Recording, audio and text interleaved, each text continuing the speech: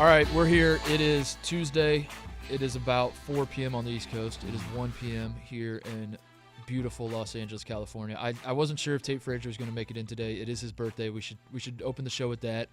We did the bracket show live on Periscope /Twitter / I don't know where else we were streaming that thing. And Tate was getting absolutely roasted, and it looked like he just wanted to go do literally anything else other than get roasted by the internet on his birthday. So I'm pretty sure this is my last podcast. I'll put that out there. We do all this content all the time. We're forced to do a bracket. We are asked to do a bracket. I was excited to do a bracket with you. I wanted to give our picks out there. And then, people just come on and roast me. I had this beautiful night last night, right? I watched Blue Planet. I'm at home on a couch. I'm listening to David Attenborough. I fall asleep on my couch. I wake up in the middle of the night. I go to bed. I have this great sleep. I wake up in the morning. Postmates has been delivered to my house from my girlfriend. Chick-fil-A breakfast is what I wake up to, and I'm like, this is going to be one of the best days of my life. I'm going to pick a bracket with my podcast partner. People are going to be pumped about it, and then what happens? I get roasted on the internet. I get called Jeffrey Dahmer. People are upset that I'm white. I'm sorry, folks. I can't do it all. I'm just trying to do a podcast for you. There's nothing more fun than watching Tate Frazier's star just continue to ascend, and with that, his face gets put out there to the public more and more, and inevitably, don't judge a book by its cover. Inevitably, that's what my mom taught me. Everybody is shocked at what you look like, what you wear, what I do, literally everything. What about am I about? Yeah, people are very upset about this. Definitely, the best ones are the people that think you're black. That's my favorite part. And in fact, I don't think I should even admit that on the podcast because I feel like we're hitting a demographic that we might not. If people find out and for the people that are coming at me and they're North Carolina, they're very upset about that. It's like, go to Henderson, North Carolina. I'll give you the place to go. Go there. Go to my hometown, and you see where I'm from. And you're going to be like, this all makes sense now. Yeah. I know you don't understand it in your cultural little bubbles and your New York and your LAs. You don't get it. Yeah. Go down to Henderson, North Carolina. I'll show you how it's about. But we are here. The tournament is starting tonight, Tate, technically. I'm all fired up. Are you a tournament starts with the playing games? Does it start on Tuesday or Thursday? Dayton's fun because it means it's the wild card. People can play themselves into the tournament. That's why we've been arguing we want to have actual teams that are entertaining. It's why Trae Young should be in that game. Dayton people love basketball. It's actually genius, the first four, to go to a place like Dayton where they really just love college basketball and they want to watch anyone play college basketball. There's few places in the country that have that. I want to give credit to Ohio. I talk bad about Ohio. Dayton, Ohio, congratulations. Like you go to all the games, you sell at the arena. You obviously have Giannis's younger brother there, Kostas. I've been wanting to talk about him the whole year on this podcast. You'll find any excuse and it hasn't happened. We haven't been able to do it, so I just brought it up right there. I stand by my idea to make have one of the playing games be for like a 3 seed and have all the teams that should have been seeded higher but just like got hot too late, or like basically an Arizona is a great example. Kentucky's a great example. They're going to play each other probably in the second round anyway. But teams like that sort of like Michigan State is sort of an example. Like they didn't get hot at the end necessarily, but they're sort of like a tweener. We thought there's still people that are like Michigan State should be the best team in the country. How are they a 3 seed? But then other people are like, Michigan State's done nothing all year. They beat North Carolina. They beat Purdue at home. Outside of that, what have they done? I want like lost to Michigan. I want all of these like teams that no one can really figure out. Are we sure they're good, Tate? Have them play for like a 3 seed. Have that be a playing game. Play it in Dayton. So it doesn't really matter. You're just playing for seed. Because then if you win that playing game, you're kind of getting a bye because you get like a 14 seed next. You see what I'm saying? Yeah, it's like kind of doing an inverse instead of making the. Yeah, like your big game. And then the first 4 really matters. Yeah, and then like everyone's watching the last game. 2 seed and the last 3 seed are up for grabs. I would throw like Notre Dame in there too, even though they didn't make the tournament. Yeah, that would be awesome. Like Notre Dame, you have to now beat like I don't know. Put them up against like Arizona. You beat Arizona, you're in the tournament. You're gonna be a 3 seed. Yeah, it's like whoa. Because now we know that you can play with the big boys, so you can. That's the big thing now. It's like well, Oklahoma State, we like their schedule, we like what they did this year, but we don't know if they can play with the big boys. Is what everyone's saying. Yeah, I'm not sure how serious I am about that idea. I already know we're getting tweets like, dude, what? That's a terrible idea. Why would you do that? We're just trying to have fun here. We're just trying. That's to the whole point. Stuff. So. Thoughts on the tournament? We did the selection show. We were shooting from the hip, just initial thoughts. Now that we've had a few days to sort of simmer everything, we did a joint filling out of the bracket. If you didn't see that, I think we put it on the YouTube. Who knows where it is? They're everywhere. It's online somewhere. On YouTube. Yeah, check it out. Don't go check it out. We put You'll read the comments. Yeah, and I'm pissed about them. I know. You have to watch the whole show. We ended up picking like Virginia, Carolina, Purdue, and Michigan State. So everyone thinks we're homers. And we got roasted, but if you actually watched it. Because we were playing Ball Don't Lie. We had a little Tyke skull. Right. And basically, if we didn't agree, we had 2 resources. We had Tanya, who was nice enough to write on the board for us. She had no idea any way to abbreviate any team. But other than that, she did a great job. And then we had the computer, which we didn't use at all. And then we had a basketball, and we can make the shot, and obviously ball don't lie. And that's how we made these picks. So there were a few times that the ball determined and dictated what happened. Yeah, it wasn't on us. I feel I'm getting roasted unfairly because Purdue and Michigan State were in there. Like, I'm carrying the banner for the Big Ten. Listen. Yes. I wanted to put Duke in there, and I wanted to put not Purdue in there. Thank God I refused to let that happen. Those two. But anyway, check that out. So the point is, Tate, we've had a few days to sort of analyze what's going on here, to take a step back, calm down, relax from the selection Sunday. I'm still fired up. I know. I am too. This is the worst. Can we make this point that this is like the worst 3 days of our lives, the after selection Sunday to when the tournament actually starts? Really, so Monday, Tuesday, Wednesday are probably the worst days, at least in my life. I'll speak for myself. It's the storm before the storm. You and I just become like court jesters. We're just circus monkeys for basically everybody in the world. No one cares about us the entire year. Personally, yes. I have people literally, and I'm gonna call him out by name.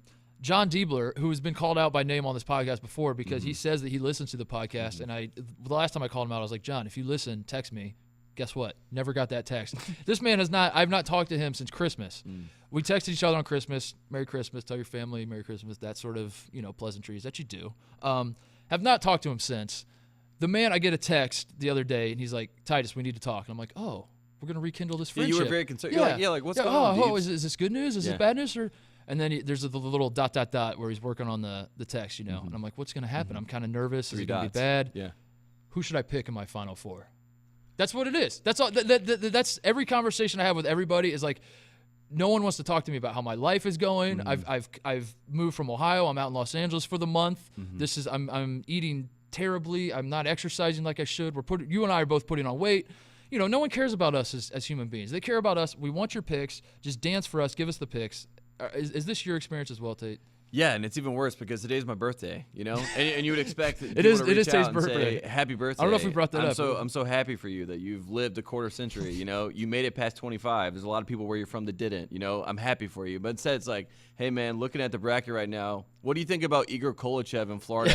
Right. It seemed pretty hot. It's like, no, I don't want to talk to you about that. Yeah. Give me a well wish before. So it's a tough time, but. Thoughts and prayers to Tate and I. I've given you an answer for Diebler. Just send him back the link to the podcast with all the podcasts. He's like, what teams do you like? Send him the podcast. Yeah. They don't finally listen. They don't hear his name. This is number one team. This number one seed I really like. And put a link to our podcast. Which, thank you, listener. Thank you, friends of the program. Yeah. On a more serious note, right now we're being mean to everyone, but we have to say we got to the top. We got back to the top. Back to the mountain. It's hard. It was really tough. And when it happened the first time is when we launched the podcast, and we won't name names, but a lot of people came up to us. And a lot of haters. And they threw us down. They threw shade at us. They said, it's an algorithm, new podcast skew to the top. You'll never get back. I hate you. I was like, what is going on? Who is this person? Get out of my life. And Mom? We're back. Yeah, now we're back. Dad, is this you? Daddy wasn't there. Tate and I are doing the we're circus monkeys. I'm just ready for the games to start. But anyway. But we're happy to put on the show and put on the act. We will do the show, but this comes with like thoughts and prayers to us, thoughts and prayers to the college basketball analysts. Listen, you guys come to us. You guys come to us for picks, but you should know that. If Tate and I knew what was going to happen in this tournament, and this goes for everybody, even the analysts that we make fun of, we love to pick on like the Seths out there, the Davises, your Greenbergs. I love that you can just say Seth, and it just like covers a blanket of a group of people. We love to pick on various guys. Even them, if we knew what was going to happen, if anybody knew what was going to happen, the NCAA tournament would not be awesome. It would be boring. It would be the NBA playoffs, dare I say. And it would be a character named Captain Forsythe, and he would be starring in all these commercials, Hotel.com, and he would tell you who was going to win games. But we don't know, and that's part of the fun. So anyway, just thought we should say that. But Tate, back to the point. What should we talk about now that we've digested it? Now that we've had time, where do we want to start with this and breaking all this bracket down? Should we start with the 12/5 games? Yes, because this is the pick that people want. Because everyone wants the upsets, and I actually give a rule of thumb when people I've always asked. There's like the average of upsets in the tournament in the first round is like 12. Yeah. If you did an average of 12 upsets. So the number I always give is 10. So if you're ever going through your bracket and you're looking around and you're like, holy shit, SF Austin's playing Marshall in the Sweet 16. I should probably go back and take a check of this. Like, what's going on? There's like 10 upsets, and obviously usually 3 or 4, possibly 4 12-over-5 upsets if all of them happen. So that's the game I want to look at. Before we get into 12-5 thing, here's another tangent that's sort of related. How do you go about filling out your bracket when you're very upset about this? No. This is a different point. So Tate's like kind of got serial killer tendencies where he fills out. Like, he puts teams in the Final Four before he's even got the first round. I think this is my last podcast. I think this is the end, guys. It's been fun. Happy birthday, by the way. Yeah, Tate. I know. Love you, buddy. This has been great. Tate fills out like an entire side. He fills out the entire left side, so he picks like the national champion on the left side. No, I don't do that. I go what do you clockwork. do? I do by regions. I go by. So you pick the Final Four. I Four. fill every region out individually. That's so not I as bad. start left, and then I go But to it's each still- region, and then. Anyway, this was a hotly. And then I get to the Final debated. Four, and then I pick my Final Four. You keep invoking your birthday, and you're making me feel bad that I can't argue with you. And I'm Exactly. so shook because I that's only like, have one day. That's like 95% of what I do on this podcast. Is just argue with you. I only have and one make day. fun of you.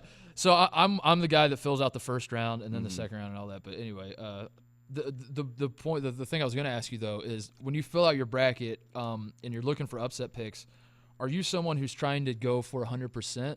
Like I'm trying to get the perfect bracket, or are you like playing the odds? And I don't mean in the sense that that you're just going to do chalk, because like honestly, if you're filling out a bracket and you're trying to win your pool, chalk is probably the smartest play, isn't it? Like that gives you the best chance if you just go straight up chalk, right? Pick the better teams. Pick the best teams, right?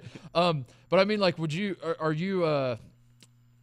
Because some people might just throw a ton of upsets up there. I'm not going to name names, but we know some people like this that would just pick a ton of upsets, and then that way when you get like 3 of your 10 upset picks, you're like, I totally called that 15 over the 2. Or are you someone who's like surgical with it? Like I'm trying to get very perfect with each of these picks. I'm very.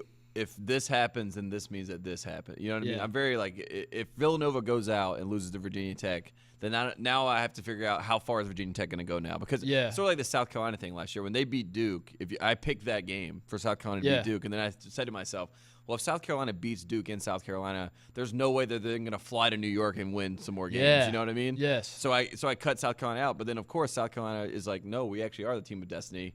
We play a thing called defense. We have Sindarius Thornwell. We have PJ Dozier. And guess what, folks? We're going to the Final Four. Yeah. So I try to do it like that, where like how far is the ceiling for each team? Because if you do have this massive upset, that usually means that you're going to hit, a group of teams that you're not quite, able to beat. That sort of happened to us when we were filling out the bracket as a team, and we were like, we like that upset, like you said, where you got Marshall and your Elite Eight or something. We didn't have that bad, but like you suddenly, I do. You look up and you're like, oh shit, how did I get to this point where all these double-digit seeds are in my Elite Eight? It also brings up a good point, like you said, when you're thinking out scenarios, like if this happens, then this happens. I get specific with that too, and I've mentioned this move before. I think it's a savvy move. I stand by it. Some of the internet things won't let you do this move, but in the handwritten bracket pools, you can pull this move where you have a team get upset in the first round, but then you also have that same team that got upset make the Sweet 16. Where like the good example is tonight, St. Bonaventure and UCLA. Again, we're taping this pod in Tuesday afternoon, so this game hasn't happened yet. But like, if St. Bonaventure beats UCLA, I like Florida to win that game. But if UCLA beats St. Bonaventure, I like UCLA over Florida.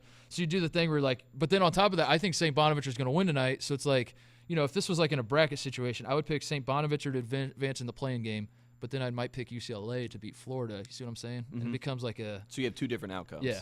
And like you forfeited your, you can obviously not get a perfect bracket that way, but you're sort of like playing like a little mind game on your opponent. So anyway. I feel like I like that. It's fun to bring that stuff up. No, it's pretty good, and especially UCLA St. Bonaventure's it's a big game. Yeah. And St. Bonaventure's is the underdog in that game by 4 points, and UCLA flying all the way to Dayton, Ohio from Los Angeles. Sunny jet lag. Yeah, it's jet tough lag. going back. And it's about it's kind of like the opposite of you. You come out to LA, and then as soon as true. and then they go back to Ohio. I should tell Steve Offer. Give him. I should call Steve Offer and be like, hey, can you swing by my house and give me some stuff and bring it back when you come back? Go feed your dog. So. As you said, let's talk about 12 over 5s. That's the upset that I think people always get excited. I brought this up on the Selection Sunday pod, but it might be worth re-mentioning that the reason people get excited about the 12 over 5s is your 12 seeds are your automatic bids. The teams that won their conference tournaments, the mid-majors that are really hot, that are playing well. They're the best of the teams that didn't get an automatic bid. So That's why the 12s always seem to beat the 5s, is because your 5s are usually your power conference teams that are just okay. Your 12s are your red hot, very good mid-major teams. So knowing that, Tate, which of these 12-5 games jumps out to you the most? Should we talk about the best 12-5 game? Don't do it. Should we wait? Don't do it. I kind of want to tease it. Let's wait. Let's go to one where we're not actually going to talk about the best game that's going to happen. Oh, I thought you. I know what you meant by that now. I thought you were going to say something else first, because there's one 12-5 game that. Let's start there. Let's just start there. Okay, your team. All right, Ohio State Buckeyes. I think Ohio State's going to win. KBD. I honestly think that me being the way that I am about it, just trying to mess with you by saying that I like the Jackrabbits, by saying I like Mike Dom, that is actually hurting South Dakota. Yes. So for the people in South Dakota, I'm sorry, because what do I usually do? I usually say that you have no chance, like Carson Wentz. I'm like, you have no chance to go and win a Super Bowl or do anything impactful in your life because you're from South Dakota. And then they win a Super Bowl. And, and like that's the card I usually play on this, because like I'm a man of majors, not mid-majors. And I think right now that I'm supporting the Jackrabbits, I don't want to curse you guys because I feel like I am. So I'm sorry. I'm apologizing to a whole what's state. the big takeaway? Are you the big takeaway is I'm picking South Dakota State to upset Ohio State. But you're also But I know that will then lead. It's just like the Temple thing. But you're just doing it to get under my skin. I'm not doing it to get under your skin. I think that the Jackrabbits have a perennial superstar. Name one thing about Mike Dom. Wet J.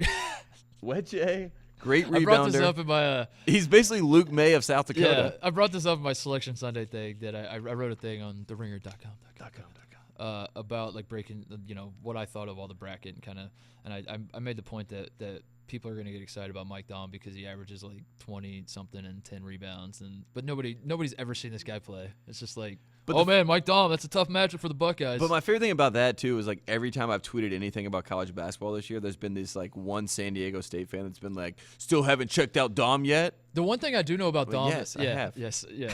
I've seen him. I just don't want to talk about him. But go Jackrabbits. The one thing I do know about Dom was that at the beginning of the year, I saw an article someone wrote.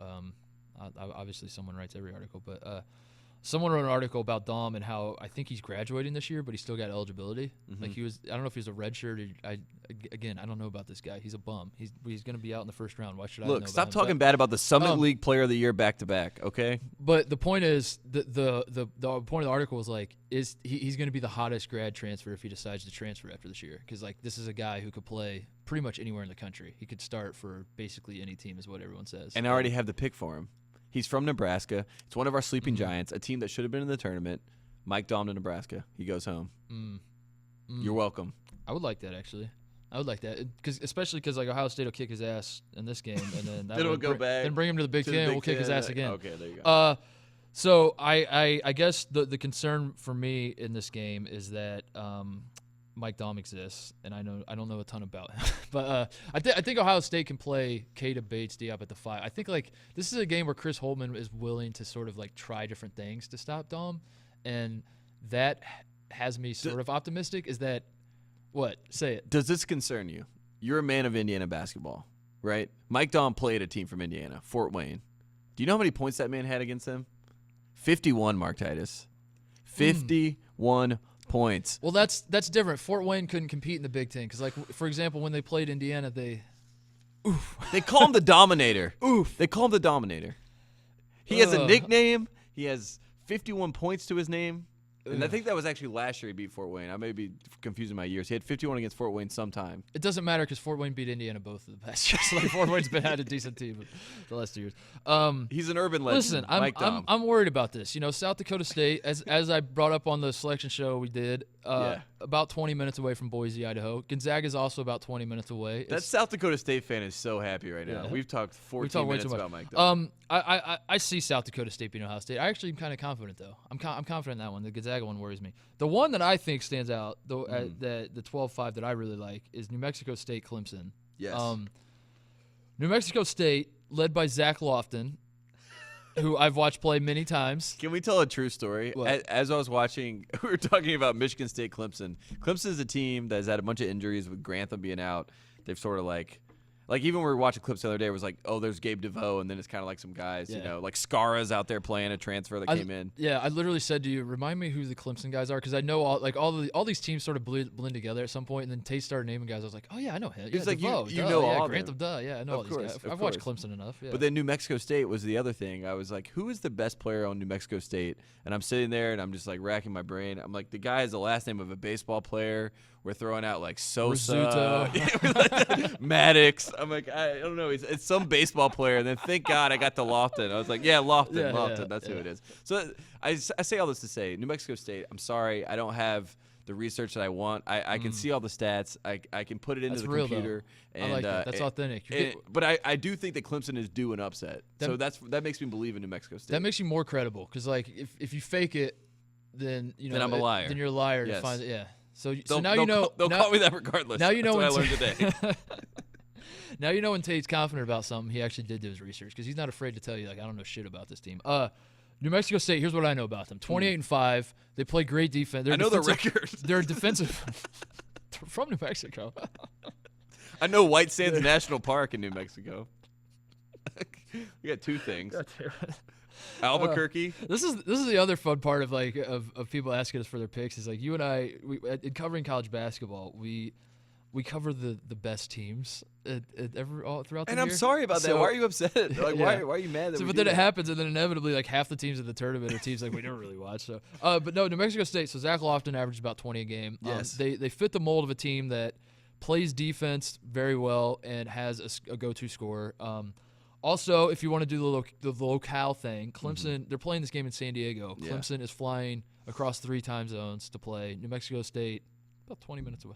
20 minutes. About 20 minutes. No, but I do think the time zone thing matters. I think I don't think it's like, I'm not saying it's worth 10 points. It's not a 10-point swing, but it's probably worth a point or two in this game. So that's one that jumped out to me. I actually have New Mexico State winning this, because Clemson also is like kind of like just a middling, not really that excited about these guys team. And I said it on the bracket, like, Clemson has celebrated this season as a success. You know, they were picked to finish. I can't remember what they were picked. It was like 11th in the ACC or something, maybe even 12th in the ACC. That's every team. Every team in the country this year was picked to finish like 11th through 14th. Yeah, Virginia was like 6th, and then they ended up being the Ohio number State one. was 13th. Texas Tech. All these teams are like, every single team was picked to finish 13th in their conference. Which brings us back to the main point of this podcast. Stop listening to these beat writers that are making all these picks and listen to us. That's the point. So that's my pick. That's my 12-5 special. I think that's the one that's the most believable 12-5 that everyone's like, yeah, I can see that. That makes sense.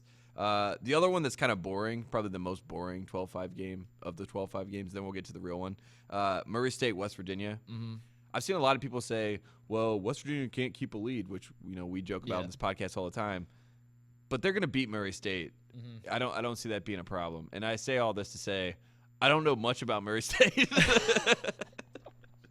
I'm kidding. I know enough to know that West Virginia will win that game, so I'll give West Virginia the bump there. I don't think that's the upset. I think New Mexico State's the upset. I don't think so either. Listen, anything that happens in this tournament wouldn't be surprising me. If Murray State wins, I'm not going to be shocked. But I think West Virginia this year, I have a little more confidence in them, even though every single Kansas game they have in the bag, and they let it slip away, and West Virginia sort of had a disappointing season just from the sense that they were ranked like number 2 in the country at one point. And it could have been something and you felt like it was super special. So like now that they're a 5 seed, you're like, I'm not excited about that team. But they're different this year. It's sort of, there's a different feel to them. I trust their offense more.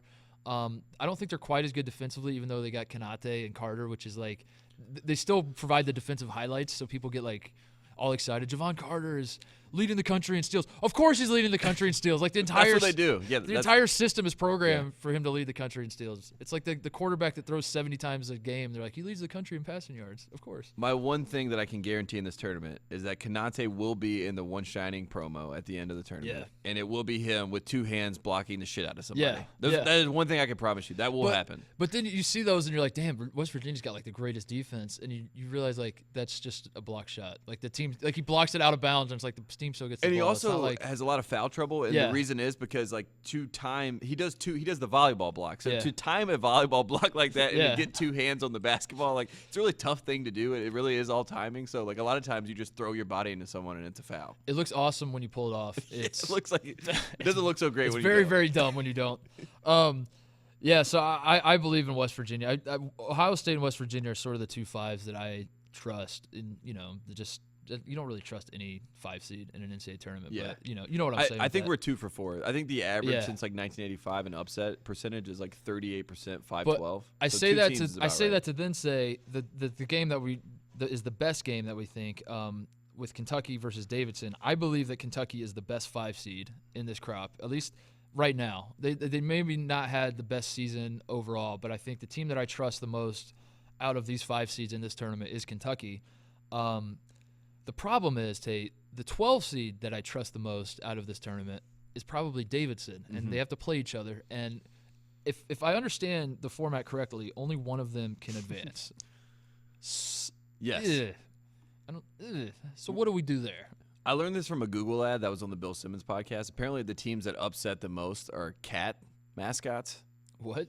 The teams that complete the most upsets in the NCAA tournament. Did Darren Rovell write that ad? Yeah, it was amazing. I can't believe that's the truth, but apparently Google is telling me that. It's cat mascots, and I didn't do any research on that. I learned it from an ad, but I'm saying that to say the Wildcats are cats. People. They are cats. We all know that. Bob McKillop is an unbelievable coach. What's his name? Mo Bamba Killop? No. Bob McKillop, Stephen Curry's coach. We remember, Oh, that guy. We remember Stephen Curry. Steph Curry. Yeah. That's when he was just. He played at Davidson. We called him. What did they used to call him? Stephon Curry. Steven. It was Stephon. Like Stephon Marbury was what they called him at first. That was awesome. Can you believe people mispronounce college basketball players' names? That would certainly never happen. Yeah, that would never happen on this podcast. I love Kellen Grady, their freshman, number 31. Plays like Steph. Looks like Steph. Idolized Steph. What about Peyton, literally Luke May, Aldridge? Peyton Aldridge is like a country boy playing for the Davidson Wildcats, and he's the type of guy that if he doesn't have Grizzly in his car, I'd be shocked. Did Luke May get recruited by Davidson? Yes. Because he's from like Cornelius, right? Which he's is literally like from Davidson. Yeah. My brother used to live on Lake Norman, so I know the Cornelius Lake Norman's area. very nice. Yeah. People don't know. So Luke May could have played with Peyton Aldridge. That would have been the greatest front line of all time. God. Just Doug McDermott's wet dream to watch those two guys just shoot threes all day. Kentucky is good right now. They're figuring it out. Wenyen Gabriel was on fire. We poked fun at him for shooting threes too much. When did Gabriel become Kyle Wiltjer? It's unbelievable. It's true. It really did happen. I don't understand this. It's true. He was lighting up the SEC tournament. Gilgeous-Alexander is Rondo 2.0. Yeah. Kevin Knox, like maybe 80% as good as what I want him to be, but he still can be effective. He's still someone to fear. Kevin Knox reminds me a lot of DJ Wilson last year from Michigan, or maybe even Malachi Richardson is one of those wing guys where if he is hot and he's shooting well, which is like we can say that about anyone, I guess. Yeah. They're very, very scary. Kentucky looks like a Final Four team, like a 2014 team. But when Knox is off, but he still continues to shoot every time, their offense looks stagnant. But that's why Gilgeous-Alexander is so important to that team, because he comes in and he basically just decides, okay, well, I'll just score here. This is fine. Right. I'm just driving the pace. Gilgeous-Alexander has been, I don't know. He's the key to that team. When we saw him play against Kansas in the Champions Classic, I got really excited about him because of his length and just sort of you could tell early in the year that Kentucky, I think the point I kept making was like they have no fundamentals. They can't shoot, they can't dribble, they can't pass, but they're all long and athletic. Which is Kentucky basketball. Yeah. And Gilgeous-Alexander was the one that I sort of trust. Like Kevin Knox has the smooth stroke, but like Gilgeous-Alexander jumped out to me like if that guy can kind of figure it out throughout this year, he's going to be something. Well, here we are. He's kind of figured it out. As Vitale said in the SEC tournament, and everyone the line that all the announcers love to use is that these are not freshmen anymore. At this point, they played a whole season. These are sophomores. Freshmen are actually sophomores, and sophomores are now juniors. Yes. That makes like what, redshirt seniors? Like seniors are now Javon Carters. That's what they say. That guy's been around forever, hasn't he, folks? Man, I remember him when Perry Ellis and also Aaron Kraft and they all played together. Wow, remember how long they were there? Yeah, that's wild. My thing for Cal in this Kentucky team is he has now gotten to the point where he is fine to sit Nick Richards and all these other 5-star guys. The reason we like Shai Gilgeous-Alexander is not because he has 3 names and he has a hyphen in it. It's because he wasn't talked about like these other guys that came in. Like we all talked about Vanderbilt, we all talked about Richards, we all talked about Knox, we even talked about Quade Green. But for whatever reason, Gilgeous-Alexander kind of was under the radar. So now that he's the best one of the crop, we kind of like him more. It was same Kalia Jones. Like whenever Kalia Jones comes in and makes a play, I'm like so excited for him because he's like a 4-star that's actually doing well. Yeah, it's the was it Marcus Lee in 2014? Yeah, that he had to come in California's own Marcus Lee when he had to come into the tournament. I forget, might have been like the Elite 8 game or something. That's when they had like 15 guys that were 7 feet tall. That were and they're like, where did this guy come from? What a surprise story this is. And then you're like, who is Marcus Lee? He's like 5-star McDonald's All-American. Number 2 center in the country. You're like, I probably should have heard about him. So Gilgeous-Alexander coming off the bench to start the season. Yes, that's that part and of it too. Kalia Jones now is playing on defense. Like Cal in the championship game, the SC championship game, he basically was like, Nick, I can't trust you to actually play defense. I'm pulling you out. I'm putting in Kalia Jones, and he had some big plays down the stretch. This is the number 1 game to me that I'm most excited about in the first round. I agree. Because I think like when you make a pick, I have a feeling you're going to say you're picking Davidson, which whatever. But I'm trying to defend you before you actually do make a pick. This is one of those games where like you make a pick, you tweet it. Like if you were to tweet it out, you'd be like, I think Davidson will win this game. Kentucky fans will be pissed. Yes, but eviscerate me. As I said, it's like one of those games where like someone has to win, someone has to lose, and it's you wish you could pick both of them.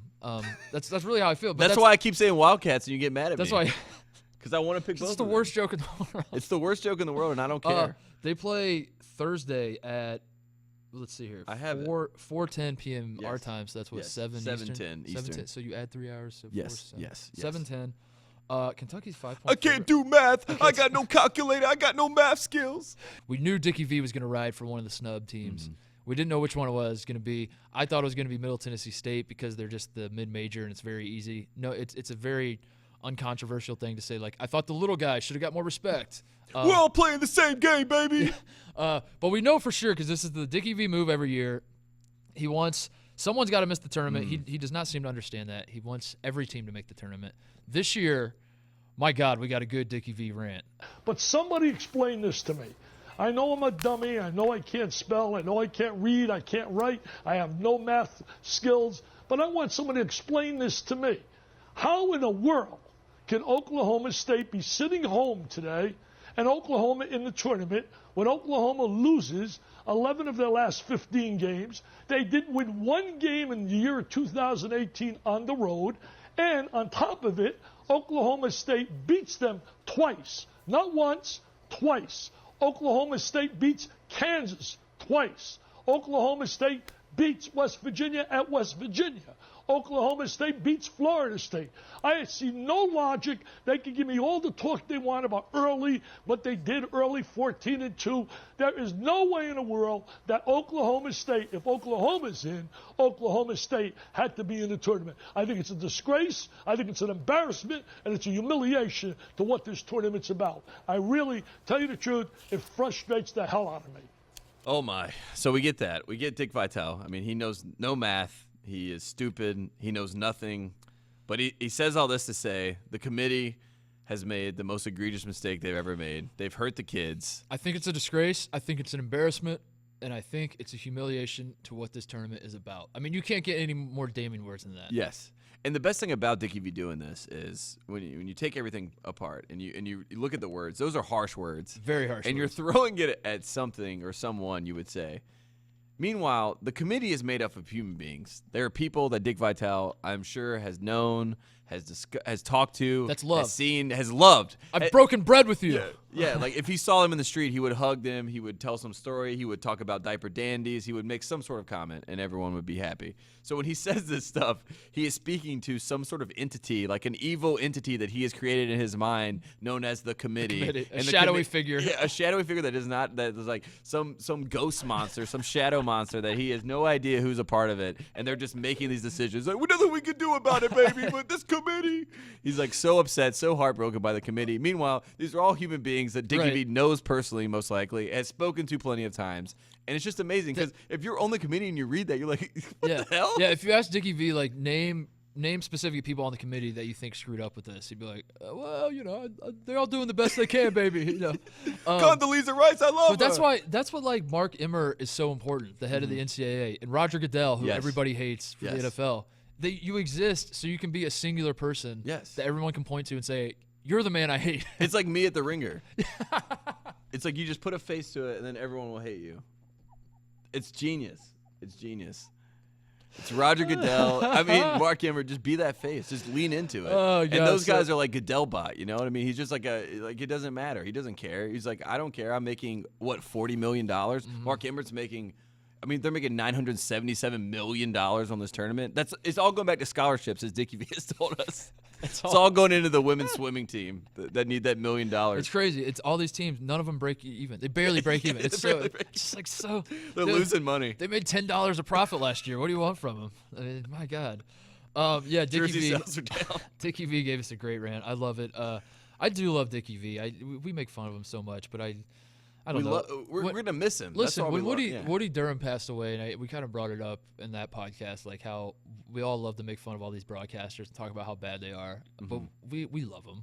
When they're out of our lives, it's like, damn, something's missing here. It reminds me of Chris Berman, like when Vitale leaves. When Berman left, everyone was like, "I'm so ready to get rid of this guy. I don't care about rumbling, bumbling, stumbling." Back. Yeah, everyone hated that. Everyone hated it. And then when he left, it was like a year and a half later. Everyone's like, man, I would love 2 minutes. Dude, Simmons wants him back. Like Simmons would do anything to get Berman back. Yeah.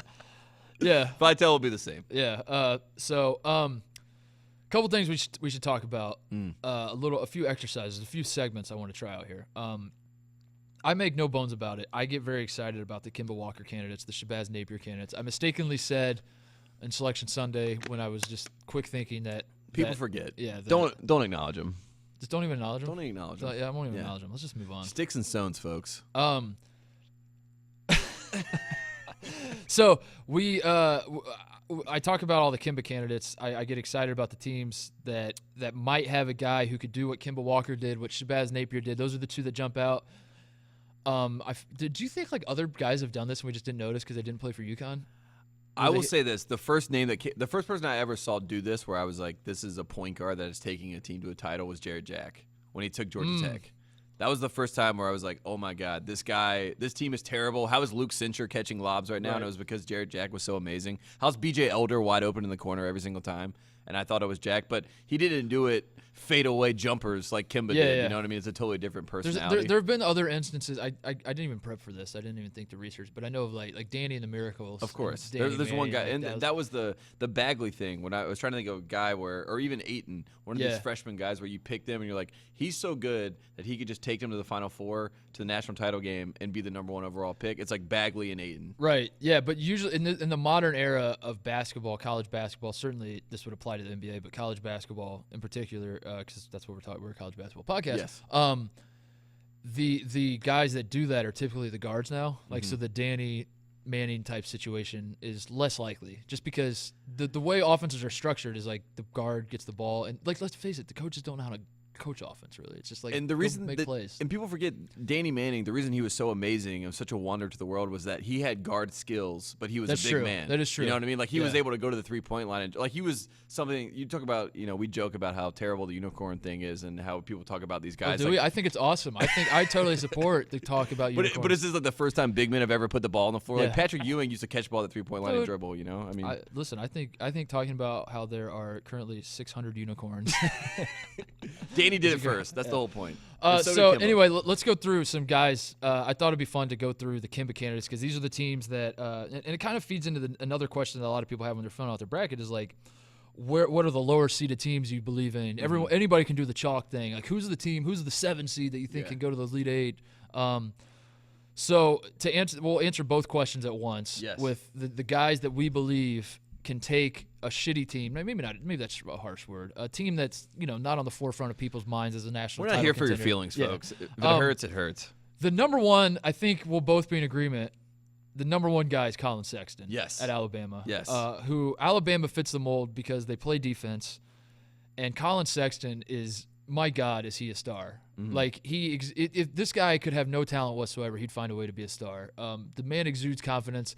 If you need to know anything about Colin Sexton, look up the Alabama he has a ton of highlights. But the one that was awesome to me was the fast break with Alabama in the SEC tournament. When he goes, was it between his legs? Yeah. Or no, he No, goes it was behind his his back. That was pointless. He doesn't Didn't even have to dribble do behind it. the back. Yeah. He does like the move where he picks up his dribble and like kind of Within 2 steps. So you within have to do 2 it quickly steps, enough. moves it Yeah. behind the back and then throws a lob. The behind the back thing was pointless. Throws the lob, the teammate catches it, flushes it, and as he's dunking it, Colin Sexton's jumping with him. And then you got like the third teammate comes in and he's jumping, and like all of them are jumping. It was together. like a ripple effect. It was like bouncing back up. The and down. swag was out of control. It was like the Heat. Remember the Heat picture where D Wade throws it to LeBron Yeah, and he LeBron does, dunk it. yeah. D What Wade's else got do you the- want from us? Got the Yeah. arms out and not even looking at LeBron dunking it. That's what that reminded me of. Colin Sexton, his swag is out of control. He dropped like 27 and 31 in their 2 wins in the SEC tournament. Yeah. And this is a guy that at one point in time, Alabama played a game with only 3 active players on the floor. Yes. This guy, And and he almost almost won the He game almost won. himself. And it almost looked better because he had more space. It was basically like he's going to translate perfectly to the NBA because he needs space. Sort of like Dennis Smith Jr. We're worried about him in the first round against Virginia Tech because we really like Virginia Tech's team. We like And who's a Kimba candidate on Virginia Tech's team? Justin Robinson. He's another Kimba candidate, and people Kimba will not candidate. have him on this list. And I will say he's an honorable mention Kimba candidate. He's not an official one, but if they were to lose that game and Sexton loses, at least you get Justin Robinson, Yeah. who's awesome. Well, the point I was going to make here is that if Bama can get by Virginia Tech, they got Villanova in the second round, and that is a game that I think Villanova is better than Alabama, obviously. But they're not going to be dripping sauce like Young Bull. My God, but that is like if you're trying to think of a situation of like announcing your arrival, the way Villanova plays, the way they attract eyeballs, all that kind of stuff. We should raise if we get that game, Colin Sexton versus Villanova. We should all start a Kickstarter to get Gus Johnson to get paid to call that game. Yes, that's a great point, Tate. That is a Gus Johnson game. Because it would be unbelievable. Every single time Colin Sexton touches the ball in a fast break, and Sexton, and they're just like lose it. That was good. He'll live for it. So Colin Sexton is the obvious pick. I think the second pick, to me at least, and we can start. It's okay to disagree on this podcast. But I think the second pick is Keenan Evans of Texas Tech, and the only reason you can talk me out of it is his turf toe situation, which like turf toe is something I think you get like turf toe when you're 6 years old, and when you're like 94 and it gets kind of cold outside and the humidity drops, like your toe starts hurting. Like that's just something you have the rest of your life. So I'm sort of worried about like, is the turf toe going to affect it? He came back and has played well since, but I had turf toe from like going from playing outside. I was playing soccer to basketball. Every time you go from grass to court, you always get turf toe. So what pisses me off about people getting turf toe playing basketball is like, what have you been doing? Just like running around outside? Like what are you up to? Just stay play on court. Come on, it's the worst. But Keenan Evans, they fit the mold because Texas Tech again. You got to have the defense part because it's easy to make a list of guys that are just like we can score a lot. I mean that's cool, but you got to guard people too to win these games and progress through the tournament. You know. I think they got a tough draw. Stephen F. Austin's a really good team. Stephen F. Austin is actually closer to Dallas. Than Texas Tech is. So they're playing in Dallas. Yeah, so and there's a headache, and there's a little bit of a history with Stephen F. Austin being able to make some. What's his name? Thomas Walkup. Is that his name? Yeah, how could you forget Thomas Walkup? Yeah, My God, that guy was great. So I have a little bit of concern about their first round draw just because 3-14 games kind of scare me a little bit. I'm gonna say my number 2 Kimba candidate is not Keenan Evans, but it's another guy from the Big 12, and I think we're all overthinking this, and I think we're all wrong. We've all been mean. I know that I've been mean against a guy, and I know Charles Barkley's been mean against him, and that's Trae Young. Ooh. He's the number 2 Kimba candidate, and it's almost a slight that we haven't put him number 1 because we're doing the "what have you done for me lately" thing. Like Colin Sexton has been great in this tournament run. But they don't for play SEC. defense. I don't care. I don't care. But that's the part. I'm talking about a guy that he. What is the NCAA tournament? If we're gonna do bare bones, it's a tournament with college basketball teams to determine a It's champion. a race to 70. Every okay. game is a race to 70. It's first to 70 is going to win the game usually. In my head, that's how I sort of play. It's like a race to 70. Like when Carolina won the national title that people forget about, they won 71-65. It was a race to 70. They got there. They won. Trae Young is going to outscore you. He knows this is the biggest stage. He is like Kimba in the fact that the ball doesn't have to touch anyone else on his team. He may throw it to Kadeem Latin every once in a while just to keep them on their toes, but at the same time, he has to look at it and say, you know what? Dan Hurley. You know what I mean? And like, I don't like Rhode Island, and I am Trae Young, and I led the nation in points and assists, and everyone's talking down on me, and it's my time. All that is fine and well, and I don't disagree that he has it in him, and I for everything you're saying, I do agree that And I'm not saying that I think he's going to win. I'm just saying to that's the problem. To do this. That's the problem. To do this as Kimba candidates and to not have the man there. The stars are is a aligned slight. for Trae Young to score 40 points in the first round Yes. or like light up Duke. But the problem is they don't play like what good is him scoring 40 and losing the first round and then he's gone and we don't have the. What if they win 85-83 and he scores 40 and he hits a 3 to win? I thought when you said the other Big 12 guy, I thought you were going to say Javon Carter. I know. I thought He's number 3 on my list. They, that would have actually made me look like like someone that you can trust on this program. But instead, said you went to 6. instead I go with Trae Young because I'm very upset that everyone's turned on him, and I really just want to be in his good. I want to be in the good camp of Trae I'm with Young. you. Yeah, people have kind of like cast him off as like this guy. And I think that he's we did damaged that goods. because we called him. We were so early to the party. Yeah. That as soon as everyone else jumped on the bandwagon, we wanted to cast him Yeah. aside because we don't want to be a part of that. We're Trae and Young now, hipsters. And yeah. now everyone, oh god, it's the worst. And now everyone, wants to Yeah. be mean to Trae Young, and I just don't think We're it's just fair. Trae Young contrarians. Whatever the masses feel about Trae Young, we feel the opposite. Yeah. You go young, we go younger. Yeah. Lonnie Walker, Miami. Yes. Is that one you would agree with? Second best hair in the NCAA tournament behind Chris Clark. I think the problem with Lonnie Walker and Miami as a whole is they have to lean on Jaquan Newton. And I know people are going to think that's coming from Jaquan Newton spraying my boy Joel Berry at home in his senior night game. But I just think they missed Bruce Brown. Lonnie's going to have to take a lot more shots than he wants. Bruce Brown's out for the tournament. Bruce Brown's out for the tournament. Oof. There was some hope that he could come back, I thought, but we looked that up. Yeah, He's I out. believed in Miami too much. I need to actually redo my bracket because I didn't realize Bruce Brown was out for the tournament. I thought he was coming back. And Bruce Brown is a triple-double guy. I mean, he's a guy that facilitates everything.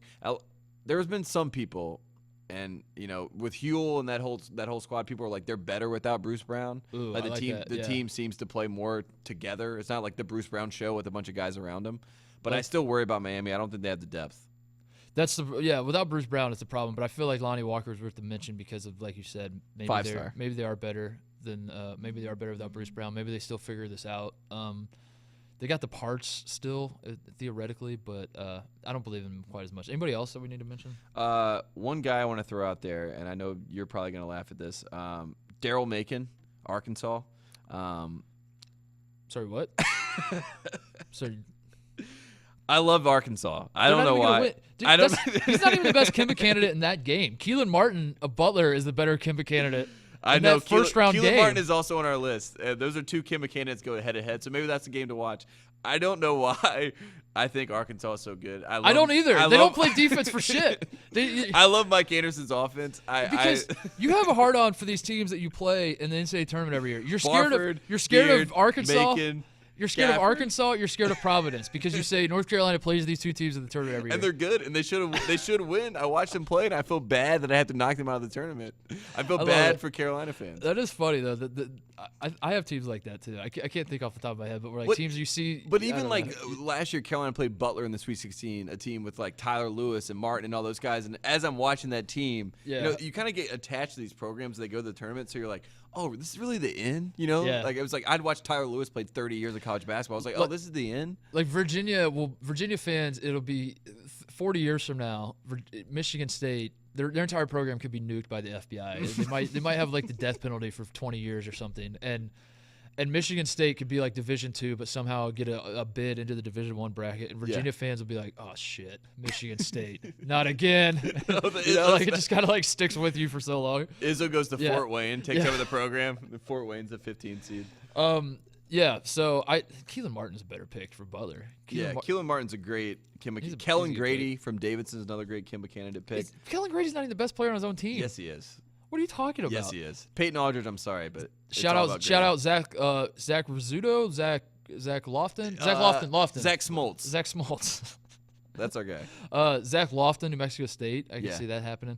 But enough about the Kimba candidates, Tate. Let's talk about the candidates we really find fascinating, and these are the Morrison candidates, the Reddick candidates. Did Reddick cry at home his senior night? Oh, nice. I'm sorry. People were very upset that I bring up JJ Redick's senior night because they're like, that's cold, man. I'm doing it. I know JJ. This is to slight him. This is fun. Yeah, you know what you're doing. Just laugh. My boy Josh McRoberts cried. I remember one game too. He cried into the towel. I need to make fun of him for that. I forgot he did that. But when he brought it, I just kind of had the Duke and the crying in my head, and I was like, didn't someone else on Duke cry? I was like, yeah, it was Josh. We should just call it the Cameron crying. The Cameron crying. So these are the candidates of guys we believe are the most I guess I don't know how to most likely to cry. Most likely to cry if you lose. Yeah, because right? It's either you're a senior and you've been there for a long time, or this is your one shot. This might be your one last shot to go to the tournament and make a run. Sean Miller maybe. Who's Sean Miller gonna cry? What about Sean Miller's body? He's the number one. He's the number one candidate. Live look at Sean Miller's body. He's not sweating. Crying. He's crying. His body is crying. Live look at Sean Miller not being number one on the crying candidates list. So number one, I think is pretty obvious. Mm-hmm. Do you want to do it? I'll let you say it. I'll let you say number one. It's going to be Grayson Allen, number one crying candidate. And it's because, let's be honest, folks. I mean, Grayson Allen has had 4 years of college basketball. He won his freshman year. Has it only been 4? Man, it feels like 16.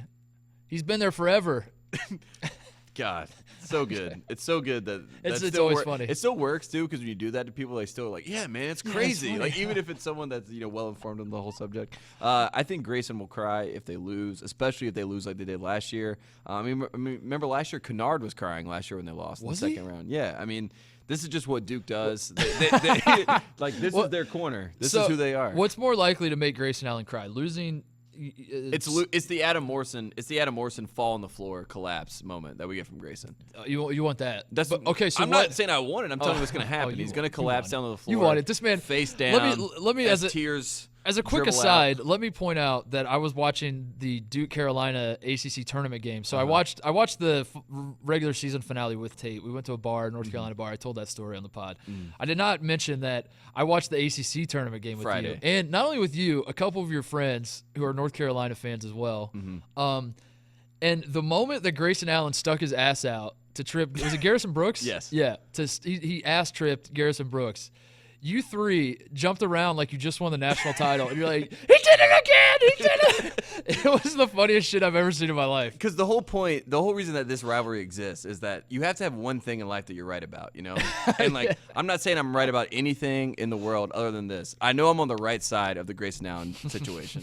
I know I'm the good guy in that situation. You're not saying he's been through a lot like Seth Davis said. No, I'm not saying this guy needs any sympathy at all. And to see him do that and to stick his butt out, it was perfect. Where is he more likely to cry? I guess the scenario, like losing in the second round to Oklahoma, it's losing in the second round, or like losing a last-second shot in the Final Four, or like in the Elite Eight or something. It's a Rhode Island shootout where Rhode Island gets free throws, a bad call at the end. Grayson rushes the shot instead of passing it off like he did against Carolina. They lose the game. He misses the shot. He collapses down to the ground.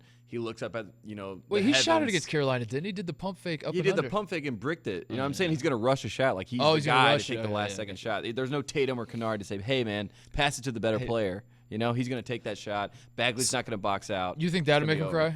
Do you think that is more of a scenario that makes guys cry more so than like losing by like 30, and you have that long shot where he comes out? K does the thing where he takes him out with like 2.5 minutes. He realizes it's over. They do the long hug, and then he goes and sits there, and you just got the long shot of Grayson Allen on the bench. That's the contemplative. Like, I have tears welling up in my eyes, but I'm just really like almost shocked that this happened. It's like you're in a state of shock. I want tears. I had this. Yeah. I was so close, and I was an inch away. How could you take this from me? Yeah, and it didn't go in. So Grayson Allen's obviously the number one. Another guy who's been there forever that we have on our list, Javon Carter. I actually don't.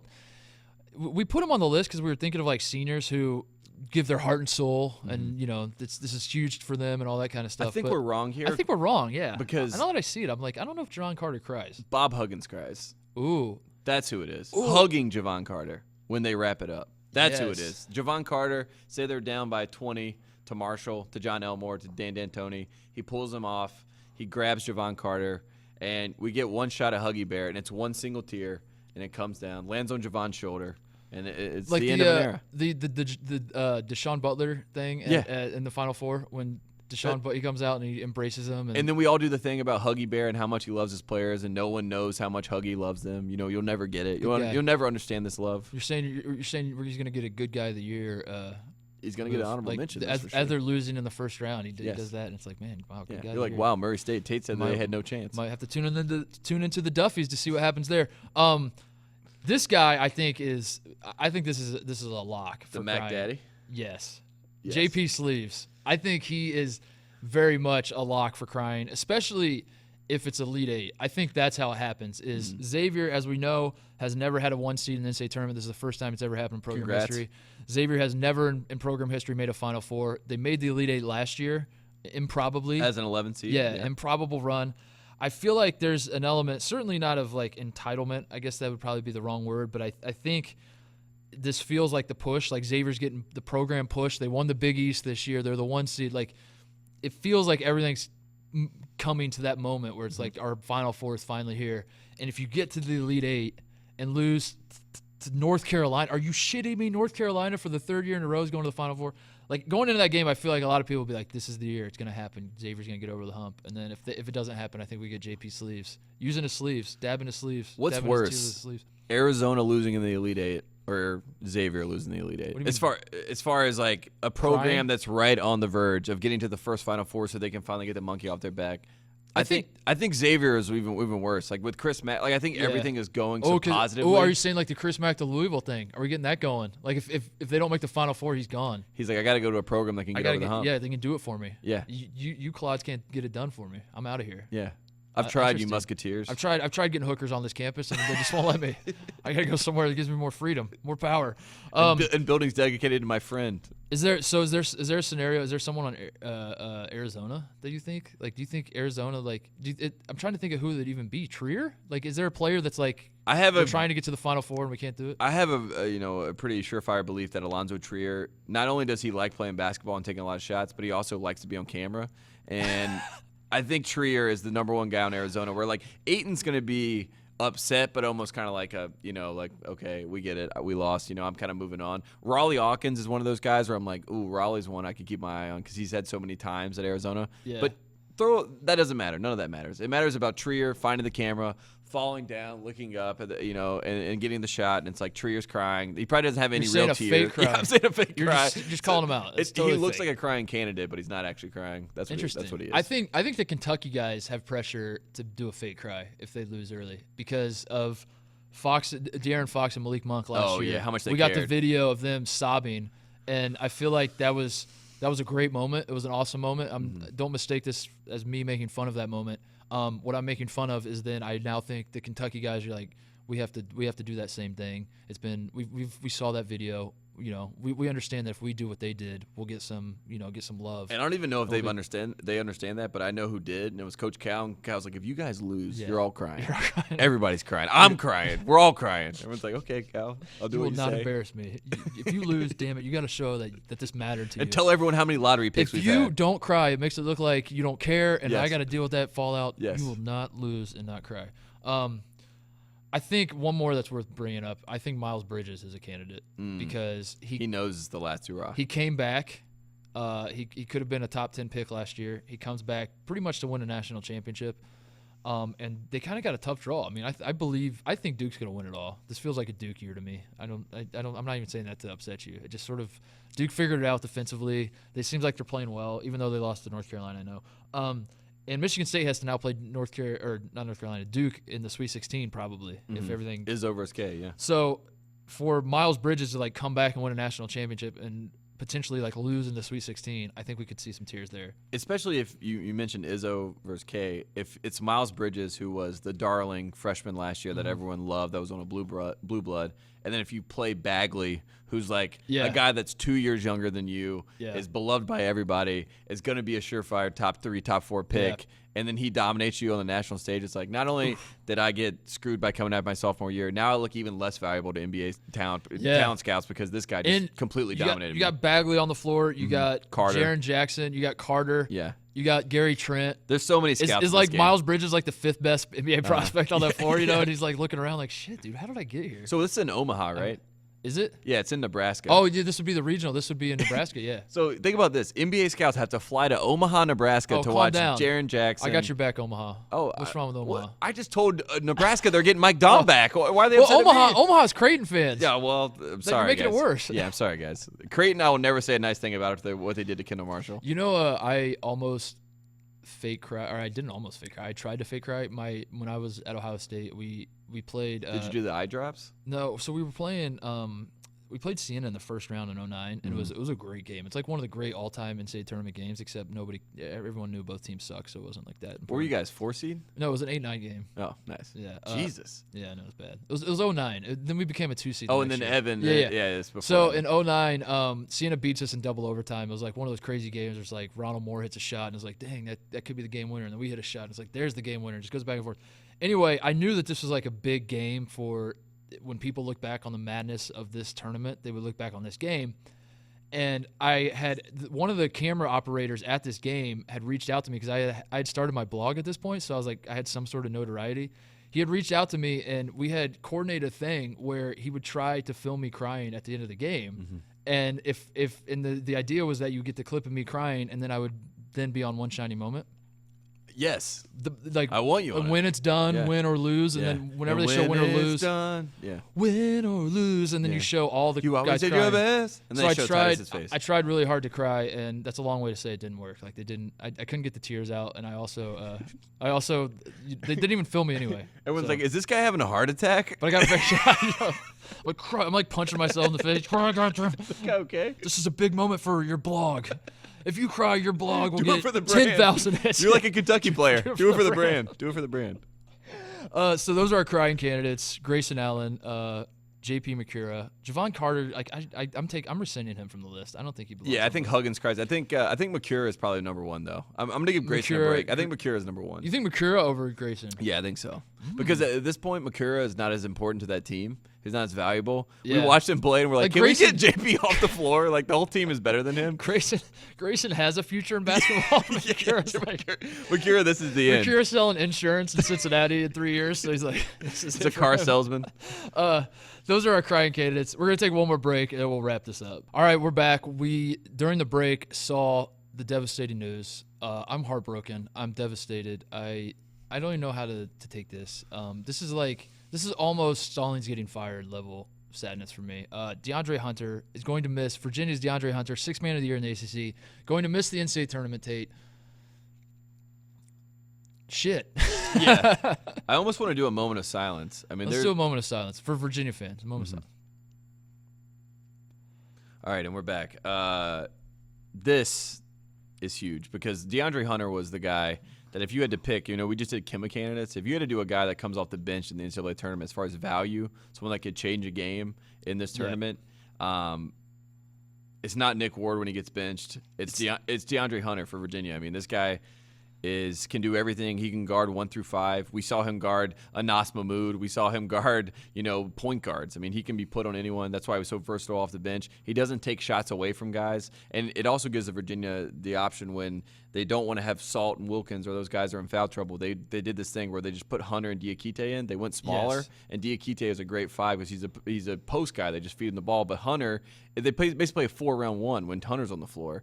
And it gives Virginia this versatile lineup where they don't have to deal with Salt, who's kind of like he's great for screens and everything, but he can hurt them on offense at times. And without Hunter, this just really hurts the Virginia team. I feel partially responsible for publishing a article about how what makes Virginia so different this year and why I trust them more this year. And then immediately DeAndre Hunter's out, but they haven't played any games. What is going on here? So you played the ACC tournament with a broken wrist? So he's had wrap on his wrist throughout the ACC tournament. So I'm off the hook because he was already hurt. No, I didn't do it. I think he played in the title game, the ACC title game, with a broken wrist. Because the thing about the wrist is not like his wrist is severed off and it's broken. Like there's little small bones that are probably broken in there. And I think honestly, from the Virginia standpoint, I think there are a lot of programs that would have.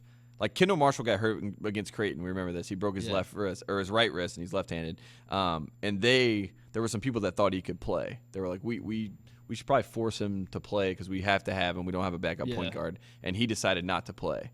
And I think with this Hunter situation, if I had to guess, he played in the AC title game. I think he was on the side of, I want to play. Right. I don't really, risk be damned. I want to play for this team because I want to win a title. And I think, whoever made the decision, whether it was doctors at Virginia or whoever it was, that's a bold decision to make for the health of DeAndre Hunter in the future. So it is a good thing that we know his wrist will be healthy. But I also hate it because this may be the chance. This might be the run. One of the points I made in the article was that Hunter gives them a wrinkle that they've never had before, which is just like basically an X factor, Yeah, if we're gonna call him that. Off the bench, like just a guy that you can bring off the bench and plug him anywhere, and he's probably the most talented player on the team in terms of not even probably, he definitely is. What I mean probably is he's probably the most talented player Tony Bennett's ever had at Virginia. Yeah. So to bring him off the bench and be able to throw him anywhere and just all the sorts of We were talking about ways to stash the guy so that NBA scouts didn't see him, so that he would stay another year at Virginia. And now we have this, this situation where, I mean, I'm sorry, Virginia fans. Does this change? I mean, I'll ask this. I mean, does this change? I mean, the chances for Virginia, I thought, were pretty high. I thought that they were the favorite to win the title. Does this now mean that Villanova is the favorite? I think, for me, Virginia is no longer the favorite. I think it's that serious of an injury. I still think Virginia is a very good team. I still think Virginia can win the national championship. I think Virginia is designed such that they can handle a guy like having a bad game, or in this case, missing all of the games, having bad games because he's literally not playing in them. But I think he was. I don't know if he's like the most valuable. I don't even know how to phrase it, but like he was like the one guy I was really excited about. And when you're trying to think of like what makes this team different, it was DeAndre Hunter. They've never had anybody like DeAndre Hunter. They had Justin Anderson, who was sort of there, like DeAndre Hunter light. But Justin's even more of a 3, and Hunter is more of. I mean, I would just say the way you line him up, like Hunter can play the 4, and you don't bat an eye. He looks like the biggest guy. He looks like the biggest guy on the floor. It's not even like you would say they're going small just because that's kind of what you have to say, but like they're not actually going small at all. I mean, he can body people up. It's so it changes things for me. I mean, Virginia's still, they're still loaded. I still love their starting lineup. Still love Diakite and Johnson off the bench. They still have a really good team. It's just. I just think it hurts them obviously in depth, but it also hurts with Hall, Jerome, Guy. The 3 of those guys have to be on. We knew that, but they didn't really have to be because they had Hunter on the bench and Diakite, who can also like come in and score. They both can, especially Virginia's going to lead by 8 points, and that's going to feel like 15 points. Right. That's how they play. But if a team gets hot. And now I'm starting to worry about Marcus Foster getting hot. I mean, I'm starting to worry about all these other teams. Because you could stick Hunter on any of those. Exactly. Guys. You're just like, Hunter, go guard him. Yeah. Isaiah Wilkins might be the best defender in the country. And he's not even the best defender on his own team because of Hunter. Yeah. And that's the part that sucks. It changes things for. I'm probably going to redo my bracket, to be honest. Same. But I still don't think like Virginia. I don't think Virginia fans should be like, well, there goes our season necessarily. I still think you can win this. This isn't Kendall Marshall for Carolina, because at that point, I mean, Carolina's whole system is driven by the point guard. Yeah. And when he's out, the guy's averaging 15 assists a game. Yeah, you're like, he's that's it. It's over for us. I don't think it's that situation, but it's damn near close. It's damn near it close. Sucks.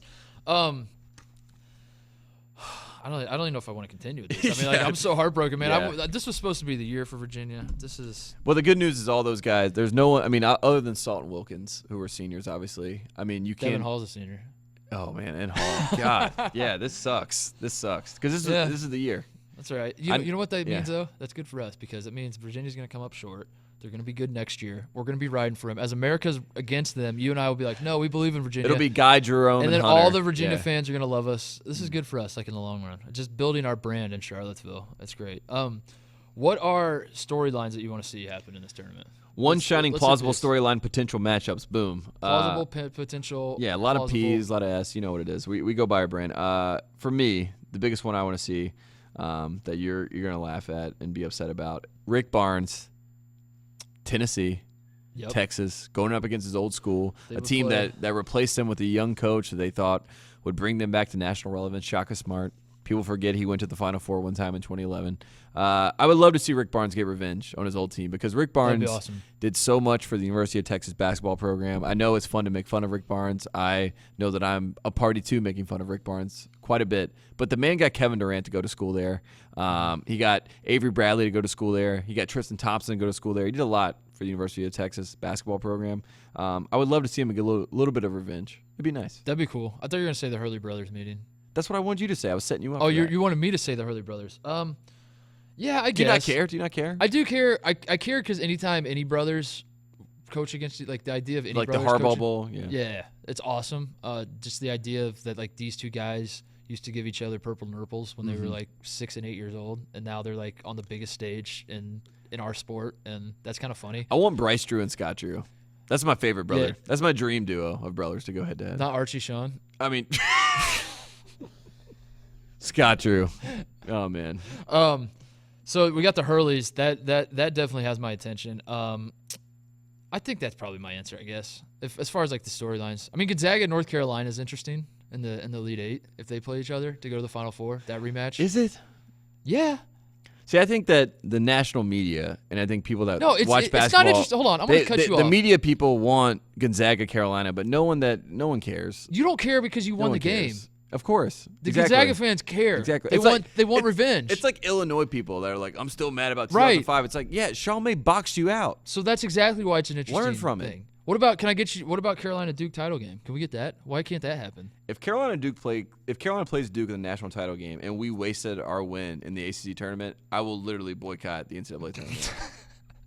You want a reason for me to boycott? There it is. One thing that jumped out to me, my homer pick, is Purdue UCLA in the Sweet 16 because like that. You have the last Final Four that Purdue went to in 1980. They lost to UCLA in the Final Four, and the game was played in Indianapolis, which I find hysterical for some reason. That like Purdue had like a home court What is this advantage. weird UCLA Indiana connection that we have? We got Alford there coaching now. That was the point I was going to make. Is also the John Wooden. John Wooden played at Purdue, won them all their national championships before national championships were a thing. So I get it now. UCLA's proxy is Indiana. Like there's Listen, a school in the middle. LA as a whole imports all the best talent from around the country. That's why you and I are here. See Lou Alcindor, Kareem Abdul-Jabbar. They just went and stole him and brought him out to the West Coast. That's why you and I are here. Yeah. The city of Los Angeles brings all the best talent from around the country, and all the best talent comes from Indiana. So they find ways to. John Wooden comes out here. Steve Alford. Well, I guess that was best talent, but yeah. But no, the Purdue UCLA. The reason I bring up the 1980 game, you know who got $1 trillion for Purdue, who played 1 minute, did nothing for Purdue in that 1980 game. Kevin Stallings. You're right. You're goddamn right. Stall ball, baby. Kevin Stallings got $1 trillion in the. He's Final my favorite Four. Purdue player. It just everything comes back Stallings. Let's play one more game and then we'll wrap this up. All right, let's do it. I thought this would be fun because you have this spreadsheet that you've put together, or this document. what do we call it? I like the word spreadsheet. Yeah, spreadsheet. Christian yeah, Dawkins these are my spreadsheet. Dawkins spreadsheets. These are my expense reports. You have a spreadsheet of all the list of things that have never happened in the NCAA tournament, and it got me thinking about like, we should flesh out like what will happen first. What will happen first? I got to delete Xavier, be a 1 seed, which was nice. Yeah, because that was on the spreadsheet. Congratulations, Xavier. But first one we have, move from halves to quarters. That will happen. Or that's going to happen soon. A national champion is crowned for the first time in school history. There's a bunch of schools that haven't been national champions. So, like Ohio State, North Carolina, they wouldn't understand the feeling of being a national champion. I'm sorry, 1960 not ring a bell? Never heard of it? Yeah, I have. Oh, you're saying like Ohio State. I'm saying we are national champions. I thought you were talking shit on Ohio State. No, I was trying to give you something. Oh, thank you, Tate. That's nice of you. Yeah, I was trying to say there's a club of national. It's like your green jacket. Nice. It feels nice. Yeah. I remember that 1960 title very well. It was awesome. I'm sorry about 1937. So, Oregon's a hell of a team. The question is move from halves to quarters, which Jay Billis is on this hard. He wants this badly. A handful of other people want it. And the one thing I'm behind with this is that it resets the fouls. That's what everyone wants it for, is because like teams get in the bonus with 14 minutes to play, and then you're in the bonus. Especially if for Carl the Hess is calling the game, or TV Teddy. And you're in the bonus for the rest of the. Pour one out for TV Teddy, by the way. He's not in the tournament tonight. He got excluded because of Joel Berry. It's about time. Yeah, he deserved it. That was the worst thing. Is he ever. doing his like I'm retiring? Remember when he retired for one day? He's like, that's it. I can't do it.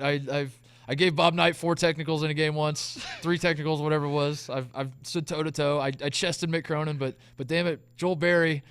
This is it. I can't. It's too much for me. I got to retire. The best thing about TV Teddy was that he does the turn my back to Joel Berry, and everyone freaks out about it. And then he comes back to Chapel Hill to call a game, and he does the most TV Teddy thing ever. He goes over. He knows the cameras are on him, so he goes over to Joel Berry and has like this. He's acting like he's having this talk. He has his arm around him or whatever, and the camera's on him. But the camera pans away, and as it pans away, all you see is TV Teddy. As soon as the camera leaves, he just sprints back away from Joel Berry. He's like, "All right, I've already done my PR part. I'm done. Yeah, we got the part we needed." So move from halves to quarters. I think that's happened in the next like 5 years. I hope not. I hope not either. I've got a good rhythm down with the 20 minutes, like the TV timeouts. Like it all just works well. Why do we have to change everything? And the problem, the low key biggest problem I have with the NBA is that the second and third quarters exist because and they don't matter. I watch the first quarter of NBA games. Mm-hmm. Then as soon as they go to break at the end of the first quarter, I'm like, I'll go find something else to do. because they don't really matter. And then I'll watch the fourth quarter. When it comes back around, I'll check the score. Oh, fourth quarter's on. But with halves, you can't you trick people. They don't know how, They just don't sounds have better. the cutoff. So I think that's happening in the next 5 years. National champion crown for the first time in school history. We have this year Virginia is the best candidate. Purdue's up there. Xavier's one of them.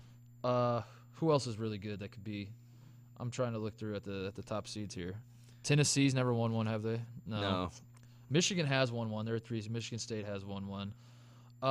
What? We count that one. 89 counts. 89 counts, yeah. I always forget with that team. So I think I'm going to lean towards national champion crown for the first time. I think we're due. I think that the last time it happened was 2006 with Florida.